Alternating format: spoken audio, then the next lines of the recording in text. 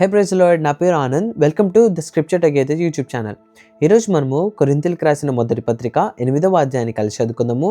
మీ దగ్గర బైబిల్స్ ఉన్నట్లయితే దయచేసి వాటిని తెరిచి చదవండి. ఒకవేళ లేనట్లయితే స్క్రీన్ మీద వాక్యం వస్తుంది, దాన్ని చూసి అయినా చదవలసిందిగా కోరుచున్నాను. విగ్రహములకు బలిగా అర్పించిన వాటి విషయము. మనమందరము జ్ఞానము గలవారమని ఎరుగుదుము. జ్ఞానము ఉప్పొంగజేయును గాని ప్రేమ క్షేమాభివృద్ధి కలుగా జేయును. ఒకడు తనకేమైనను తెలియననుకొనియుంటే తాను తెలుసుకొనవలసినట్టు ఇంకను ఏమీ తెలుసుకొనినవాడు కాడు. ఒకడు దేవుని ప్రేమించిన ఎడల అతడు దేవునికి ఎరుకైన వాడే. కాబట్టి విగ్రహములకు బలిగా అర్పించిన వాటిని తినుట విషయము, లోకమందు విగ్రహము వట్టిదనియు ఒక్కడే దేవుడు తప్ప వేరొక దేవుడు లేడనియు ఎరుగుదుము.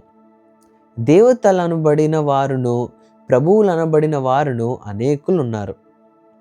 ఆకాశమందైనను భూమి మీదనైనను దేవతలనబడినవి ఉన్నను మనకు ఒక్కడే దేవుడున్నాడు, ఆయన తండ్రి. ఆయన నుండి సమస్తమును కలిగెను. ఆయన నిమిత్తము మనమున్నాము.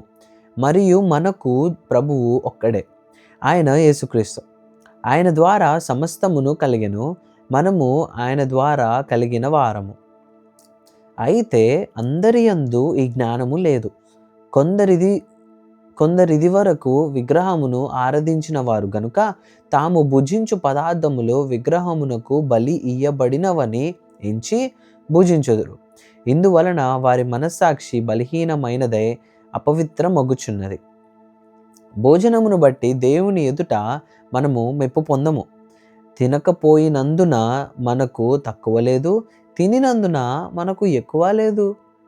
అయినను మీకు కలిగి ఉన్న ఈ స్వాతంత్ర్యము వలన బలహీనులకు అభ్యంతరము కలుగకుండా చూచుకొనుడి. ఏలయనగా జ్ఞానము గల నీవు విగ్రహాలయమందు భోజన పంక్తిని కూర్చుండగా ఒకడు చూచిన ఎడల బలహీనమైన మనస్సాక్షి గల అతడు విగ్రహములకు బలి ఇయ్యబడిన పదార్థములను తినుటకు ధైర్యము తెచ్చుకొనును గదా. అందువలన ఎవని కొరకు క్రీస్తు చనిపోయినో ఆ బలహీనుడైన నీ సహోదరుడు నీ జ్ఞానమును బట్టి నశించును.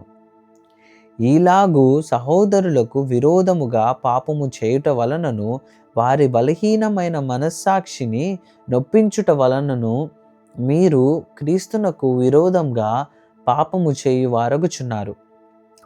కాబట్టి భోజన పదార్థము వలన నా సహోదరునికి అభ్యంతరము కలిగిన ఎడల నా సహోదరునికి అభ్యంతరము కలగజేయకుండుటకై నేనెన్నటికి మాంసము తినను.